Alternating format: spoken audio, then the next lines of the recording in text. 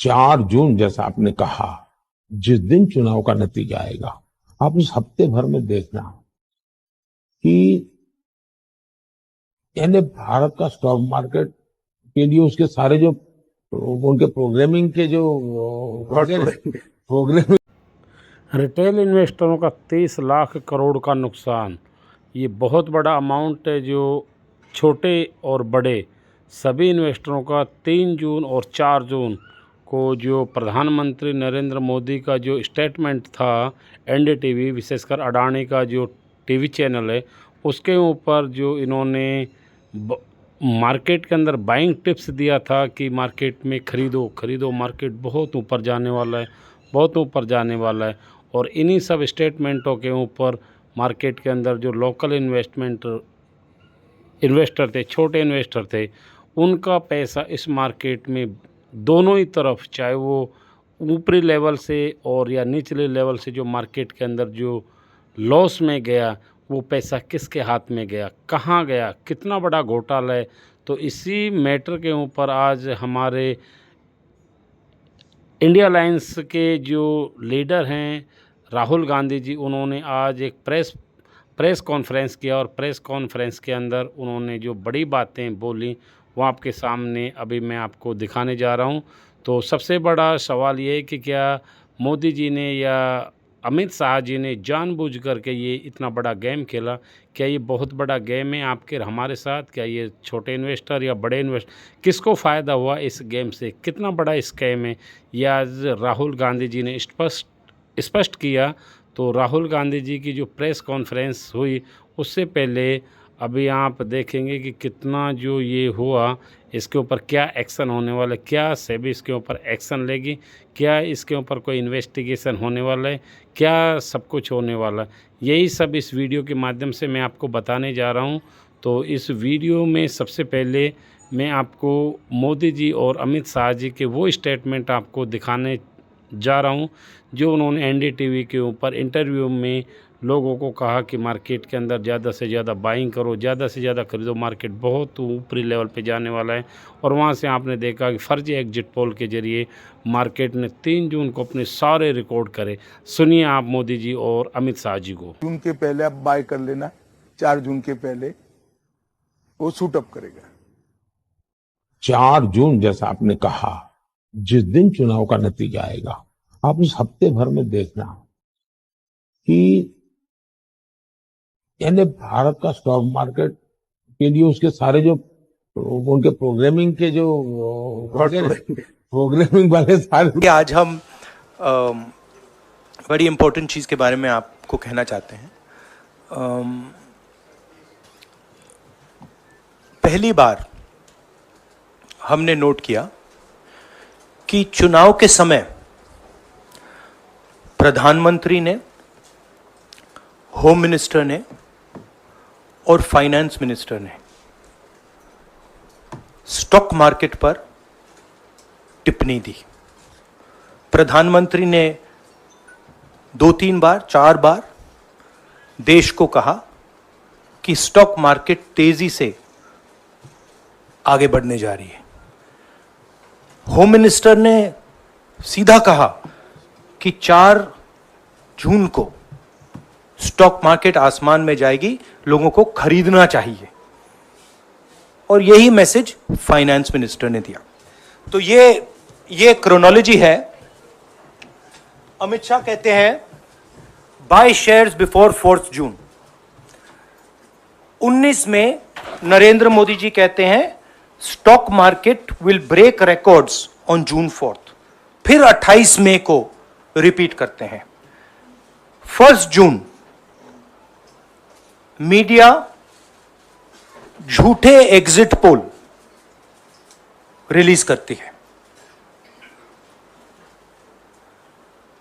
BJP का official जो internal सर्वे था वो उनको 220 सीट दे रहा था। तो ये इंफॉर्मेशन बीजेपी के लीडर्स के पास था। इंटेलिजेंस एजेंसीज ने 200 और 220 के बीच में सरकार को बताया था कि उनकी सीट्स आ रही हैं। 3 जून को स्टॉक मार्केट सारे रिकॉर्ड तोड़ देता है और 4 जून को खटाक से स्टॉक मार्केट अंडरग्राउंड चला जाता है। अगला स्लाइड दिखाइए जरा। ये देखिए 31 मई massive stock activity, more than double what was there on 30th, more than double what was there on 29, 28। ये अनोमली देखिए। ये कौन लोग हैं? ये वो लोग हैं जो जानते हैं कि कोई ना कोई घपला हो रहा है। हजारों करोड़ रुपए यहां पे इन्वेस्ट हुए हैं, फॉरेन इन्वेस्टर्स ने इन्वेस्ट किए हैं और उसके बाद 30 लाख करोड़ रुपए का लॉस होता है। किसका लॉस होता है? रिटेल इन्वेस्टर्स का लॉस होता है। तो ये जो आप देख रहे हैं हिंदुस्तान की स्टॉक मार्केट की हिस्ट्री का सबसे बड़ा स्कैम है और इसके बारे में हम कुछ सवाल पूछना चाहते हैं। प्रधानमंत्री ने देश की जनता को इन्वेस्टमेंट एडवाइस क्यों दी और 5 करोड़ परिवारों को जो इन्वेस्ट करते हैं उनको प्रधानमंत्री ने, होम मिनिस्टर ने स्टॉक खरीदने का आदेश क्यों दिया? दूसरा, दोनों इंटरव्यूज जो किए गए थे वो अदानी जी के जो चैनल्स हैं उनको दिए गए थे। उन पर सेबी का इन्वेस्टिगेशन हो रहा है, तो उन चैनल्स का क्या रोल है? और बीजेपी के बीच में जो फेक एग्जिट पोलस्टर्स हैं और ये जो फॉरेन इन्वेस्टर्स हैं, इनके बीच में क्या कोई रिश्ता है? और अगर रिश्ता है तो क्या है? हम जेपीसी चाहते हैं, हम इन्वेस्टिगेशन चाहते हैं और देश इसकी सच्चाई जानना चाहता है। धन्यवाद। शुक्रिया राहुल जी। साथियों, अभी अभी राहुल जी ने आपको स्पष्ट तरीके से क्रोनोलॉजी समझ लिया है। बार बार गृह मंत्री कहते थे अब क्रोनोलॉजी समझिए। आज राहुल जी ने देश को क्रोनोलॉजी समझाया है। इसके ऊपर अगर आपके सवाल हैं तो एक एक करके आप पूछिएगा। राहुल जी, इससे पहले भी आपने अदानी इशू पे जेपीसी पिछली लोकसभा में मांग की थी, तो क्या आप चाहेंगे कि ये इशू और हिंडनबर्ग इशू दोनों कंबाइन हो और दोनों की जांच हो? ये जो इशू है, this is a broader issue than just the Adani issue. It is connected to the Adani issue, but this is a much broader issue. This is directly the prime minister of India, Home Minister, who are privy to data on actual election results, who have IB reports, who have their own data, who are advising retail investors to buy stock on the floor. This has never happened before. And by the way, the Prime Minister has never commented on stock market before this. This is the first time the Prime Minister has commented, very interestingly, and multiple times, one after the other, saying that stock market is going to boom, stock market is going to boom, stock market is going to boom. And at the same time, he has information that the exit polls are wrong. He has information that he knows what is going to happen because he has IB data and he also has his own party data. हाँ जी रवि। कई चैनलों ने मिलकर ये सब चीज़ किया है, जिस तरह से एग्जिट पोल करके लोगों को गुमराह किया है, जिस तरह से शेयर बाजार में सारा कुछ हुआ है। जी न्यूज़ ने भी इस मामले को उठाया है और बताया है। और आपके कहने का सीधा अर्थ है कि अडानी को इसका फायदा उठाने के लिए किया गया है? नहीं, मेरा कहने का ये अर्थ है कि उसमें अडानी इन्वॉल्व हो सकता है, मगर ये अडानी से बहुत बड़ी चीज़ है। इसमें बीजेपी के सबसे बड़े नेताओं ने कहा है, रिटेल इन्वेस्टर्स को मैसेज दिया है कि आपको स्टॉक खरीदना चाहिए उनके पास इंफॉर्मेशन थी कि एग्जिट पोल्स गलत हैं, उनके पास इंफॉर्मेशन थी कि बीजेपी को फुल मेजॉरिटी नहीं मिलने वाली है, और वो जानते थे 3 जून को और 4 जून को क्या होने वाला है। कितने का 30 लाख, कितना 30 लाख करोड़ का नुकसान हुआ है, कितने का 30 लाख करोड़ रुपए का नुकसान हुआ है, और हजारों लाखों करोड़ रुपए का चुने हुए लोगों को फायदा हुआ है। और हम इंक्वायरी चाहते हैं प्रधानमंत्री पर, होम मिनिस्टर पर, जिन्होंने एग्जिट पोल किया उन पर, और ये जो फॉरेन इन्वेस्टर्स हैं उन पर। हाँ शेमिन,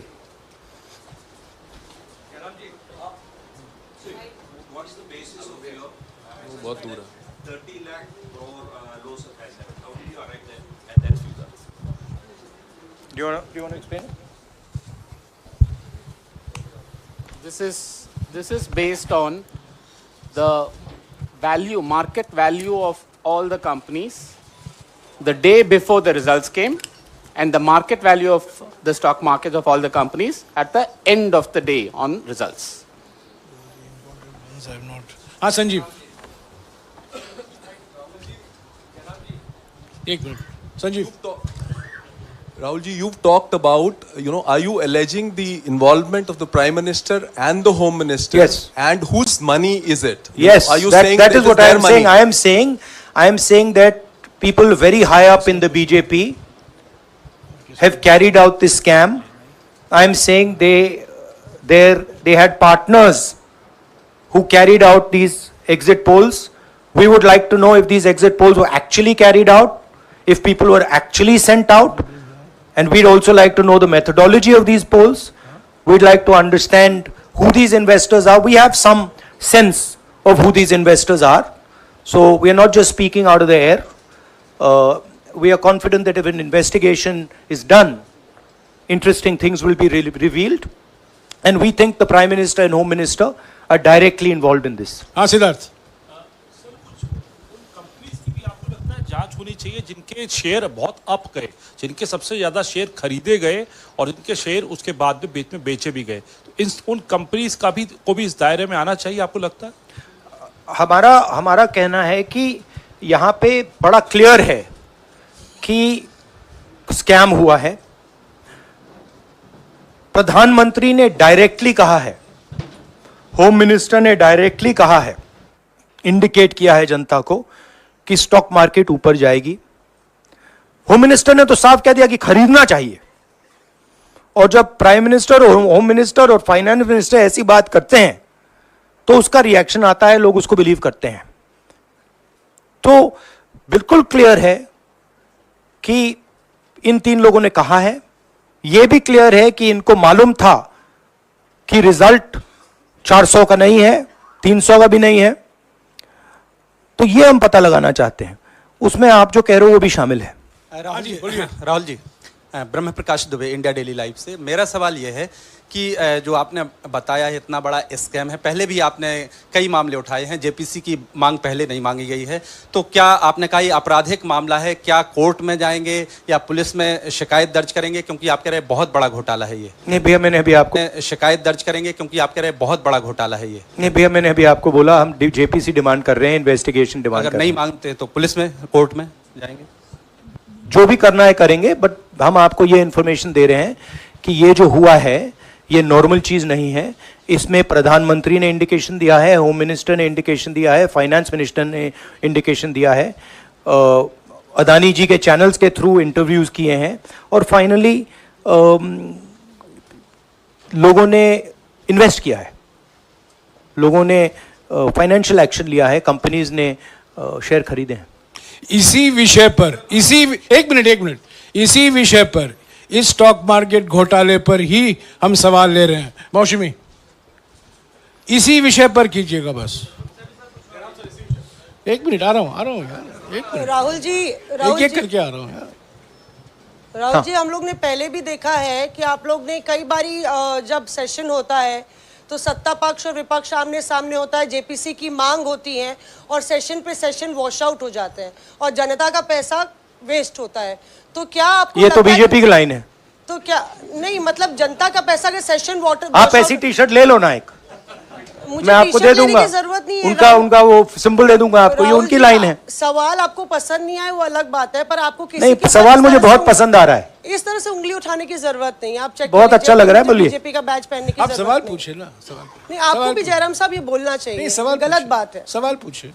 मेरा बस ये सवाल था कि जेपीसी की मांग पे कई बारी कामकाज ठप हो जाता है, तो क्या आपको लगता है कोई और भी राह आप लोग सड़क की राह इख्तियार कर सकते हैं, क्योंकि ये आम आदमी का पैसा है। हम जनता को एक रियलिटी बता रहे हैं कि यहाँ पे क्लियरली एक स्कैम हुआ है।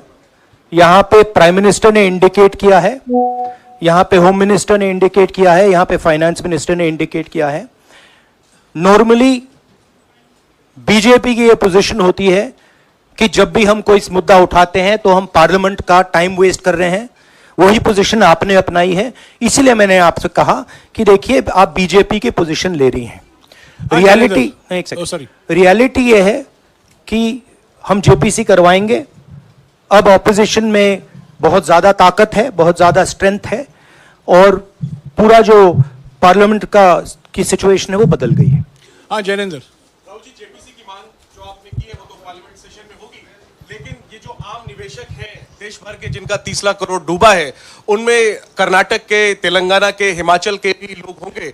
तीनों राज्यों में आपकी सरकार है, क्या राज्य की जो जांच एजेंसी है उसके जरिए आप जो उन राज्यों के निवेशकों का कम से कम पैसा डूबा है, ये जो आप पूरे नेक्सस की बात आप कर रहे हैं, गुमराह करने की बात कर रहे हैं, क्या वहां से कोई कार्रवाई की हम उम्मीद कर सकते हैं? सोचा जा सकता है, बट ऐसी चीज के लिए शायद जेपीसी सही औजार होगा।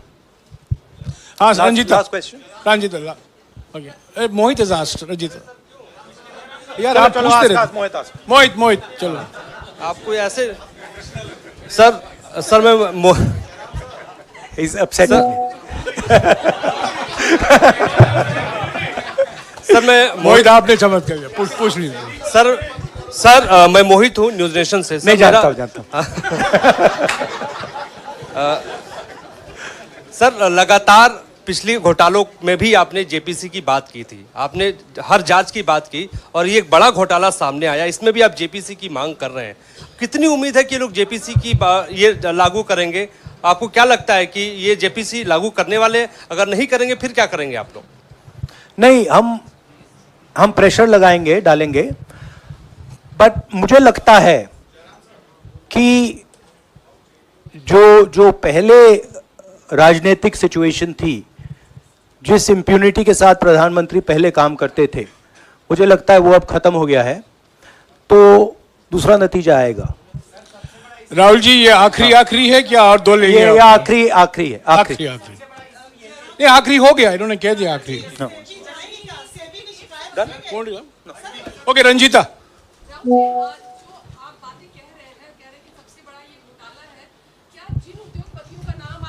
लेते रहे हैं, चुनावी जो रैलियां रही हैं उसमें भी और उसके बाद भी, क्या आप कहना चाहते हैं कि सरकार ने मदद की है उन उद्योगपतियों को और अमीर बनाने में? नहीं, मैं कह रहा हूं, मैं सिर्फ सरकार की बात नहीं कर रहा हूं, मैं दो इंडिविजुअल्स की बात कर रहा हूं।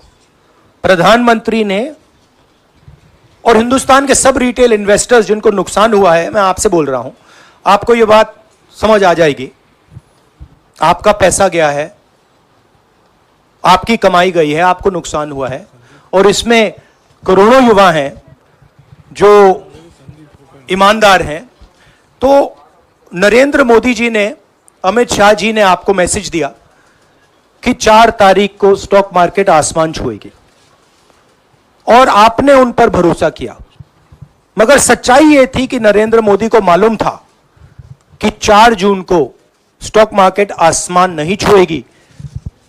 4 जून को स्टॉक मार्केट का जबरदस्त नुकसान होने जा रहा है, क्योंकि उनके पास इंटेलिजेंस की रिपोर्ट थी और बीजेपी का जो इंटरनल असेसमेंट था 220 सीट का, वो उनके हाथ में था। तो मेरा यह सवाल है, और मैं आपसे इन्वेस्टर से कहना चाहता हूं कि आपको जो चोट पहुंची है, जो आपको दर्द हुआ है, वो चोट नरेंद्र मोदी जी और अमित शाह के बयान ने आपको पहुंचाई है। और हजारों करोड़ रुपए किसी ना किसी ने चोरी किए हैं। वो आपके जेब से गए हैं, रिटेल इन्वेस्टर्स के जेब से गए हैं। तो मैं चाहता हूं, आपके लिए बोल रहा हूं, मैं आपके लिए बोल रहा हूं कि इन्वेस्टिगेशन होना चाहिए, पता लगाना चाहिए कि प्रधानमंत्री जी ने, होम मिनिस्टर ने आपको यह गलत इंफॉर्मेशन क्यों दी, और ये कौन लोग हैं, इन्वेस्टर्स जो हैं, फॉरेन इन्वेस्टर्स हैं, जिन्होंने इस दिन फायदा उठाया। ये देखिए ग्राफ है, ये रेड चार्ट जो है, इसको देख लीजिए। ये नॉर्मल ट्रेडिंग है, ये नॉर्मल ट्रेडिंग है, ये ग्रे वाली नॉर्मल ट्रेडिंग है, और ये जो ट्रेडिंग है ये अबनॉर्मल ट्रेडिंग है, ये 2-3 गुना है, और फिर ये हुआ है नुकसान। तो ये नरेंद्र मोदी जी और अमित शाह से मैं पूछ रहा हूं कि आप में इसमें आपका क्या रोल था, और रिटेल इन्वेस्टर्स के लिए पूछ रहा हूं, आपकी मदद करने के लिए पूछ रहा हूं, और इन्वेस्टिगेशन होगा तो आपके लिए होगा। धन्यवाद।